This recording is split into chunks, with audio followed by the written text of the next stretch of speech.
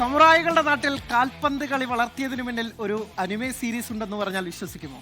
വിശ്വസിച്ചേ തീരും. Captain Tsubasa, അതാണ് ആ അനിമേ സീരീസിന്റെ പേര്. ജപ്പാനിൽ ഫുട്ബോളിനെ സ്വപ്നം കാണുന്ന ഒരു ചെറുപ്പക്കാരനും അവന്റെ പ്രതിഭ തിരിച്ചറിഞ്ഞ ബ്രസീൽ കളിക്കാരനും. പിന്നെ അവൻ ബ്രസീൽ ക്ലബിന് വേണ്ടി പന്ത് തട്ടുന്നതും ഒടുവിൽ യൂത്ത് കപ്പിൽ ബ്രസീലിനെ തന്നെ തോൽപ്പിച്ച് ജപ്പാൻ കിരീടം ചൂടുന്നതുമായിരുന്നു മാങ്ക എന്ന ജപ്പാനിലെ ചിത്രകഥാരീതിയിൽ അവലംബിച്ച സീരീസിന്റെ ഇതിവൃത്തം. കഥകളെ പോലെ റിയൽ ലൈഫിൽ ഇന്നൊരു ബ്രസീൽ ജപ്പാൻ പോരാട്ടത്തിന് കളമൊരുങ്ങുകയാണ്. ഫുട്ബോളിന്റെ പര്യായമായ ബ്രസീലും അവരെ കണ്ട് കളി പഠിച്ച ജപ്പാനും തമ്മിലുള്ള പെരും പോരാട്ടം. റൗണ്ട് ഓഫ് 32-ൽ മുൻ ലോക ചാമ്പ്യന്മാരായ ബ്രസീൽ ഏഷ്യൻ കരുത്തരായ ജപ്പാനെ നേരിടും. ഇന്ത്യൻ സമയം രാത്രി 10:30 ഹൂസ്റ്റൺ സ്റ്റേഡിയത്തിലാണ് ഈ ഇടിവെട്ട് പോരാട്ടം.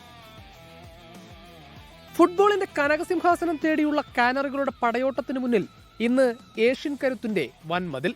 രാത്രി 10:30 നടക്കുന്ന ബ്രസീൽ ജപ്പാൻ പോരാട്ടത്തിൽ തീ പാറുമെന്ന് ഉറപ്പാണ്.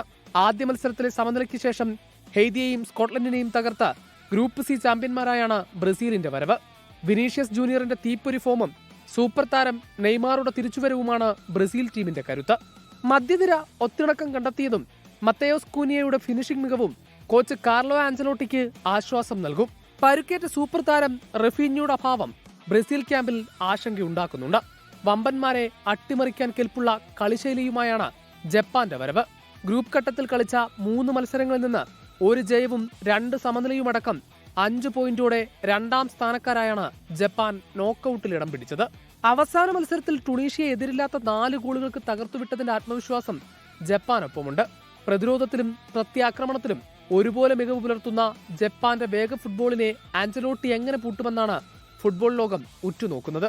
കാനറികളുടെ ആക്രമണത്തിന് മുന്നിൽ ഏഷ്യൻ വൻമതിൽ വീഴുമോ അതോ ജപ്പാൻ ചരിത്രം കുറിക്കുമോ എന്ന് ഇന്നറിയാം. World cup desk 24.